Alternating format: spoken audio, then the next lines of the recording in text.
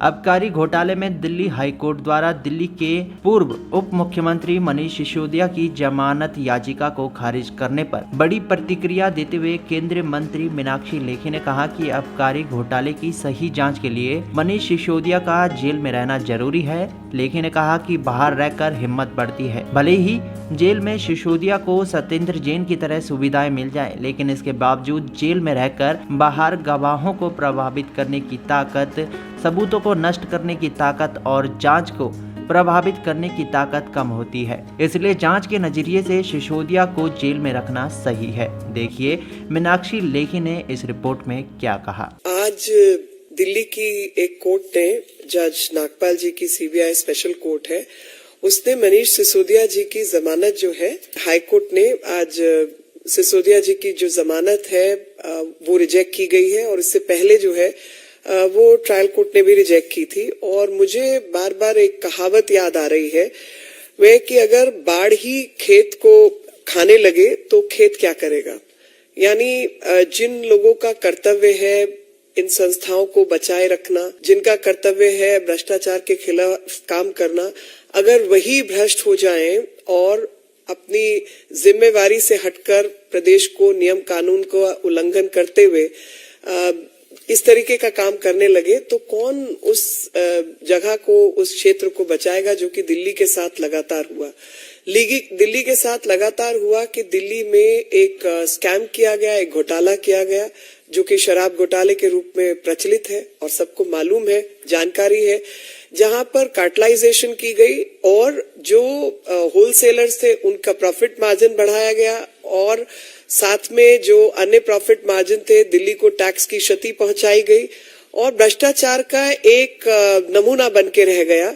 और जिसमें supplementary chargesheet भी दाखिल हुई है और कोर्ट की ऑब्जर्वेशन भी है कि जो एलिगेशंस है, वो जो इनके खिलाफ जो दस्तावेज हैं, बाकी चीजें, वो बहुत सीरियस हैं। और इसमें एक पब्लिक सर्वेंट, यानी जो समाज, पब्लिक सर्वेंट एक टेक्निकल लीगल डेफिनेशन है और डेप्यूटी चीफ मिनिस्टर का ऑफिस जो है वो इतना महत्वपूर्ण ऑफिस है जो खुद भ्रष्टाचार में लिप्त पाया गया।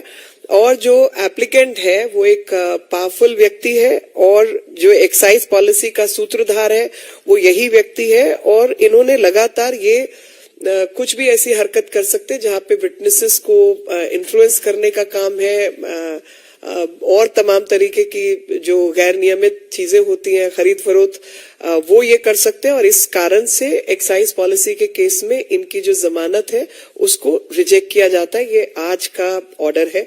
साथ ही एक आध दिन पहले, 2 दिन पहले बल्कि मैं कहूंगी, 27/5 को एक सप्लीमेंट्री चार्जशीट भी दाखिल की गई है कोर्ट में।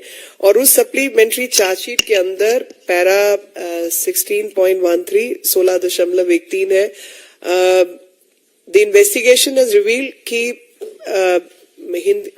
हिंदी में पढ़ देती हूँ कि इन्वेस्टिगेशन में ऐसी चीजें सामने आई कि जो ग्रुप ऑफ मिनिस्टर्स हैं उन्होंने 12% होलसेल का प्रॉफिट मार्जिन बढ़ाना है L1 लाइसेंसी के लिए, उसकी कोई डिटेल प्रस्तुत नहीं की गई। और ग्रुप ऑफ मिनिस्टर की जो रिपोर्ट है उसको एक्साइज डिपार्टमेंट से मांगना था, वो नहीं लिया गया। और यहाँ तक कि अरवा गोपी कृष्णा जो एक्साइज कमिश्नर बने 5 मार्च 2021 को, उनको इस ग्रुप ऑफ मिनिस्टर्स की मीटिंग में बुलाया तक नहीं गया। तो ये जो अरविंद जी और जो स्टेनो है उन लोगों के बयानों से ये मैच करता है।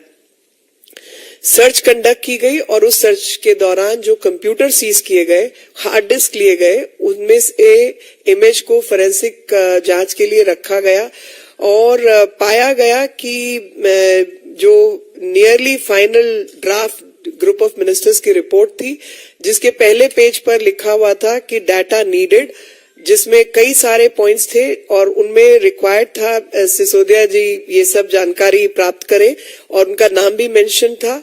और ग्रुप ऑफ मिनिस्टर की रिपोर्ट में एक प्रोविजन था कि 5% जो है मिनिमम डिस्ट्रीब्यूशन फी जो है होलसेलर L1 लाइसेंस के लिए, और जिसके ऊपर कोई कैप नहीं होगी, इंडिविजुअली फिक्स करने की बात हुई।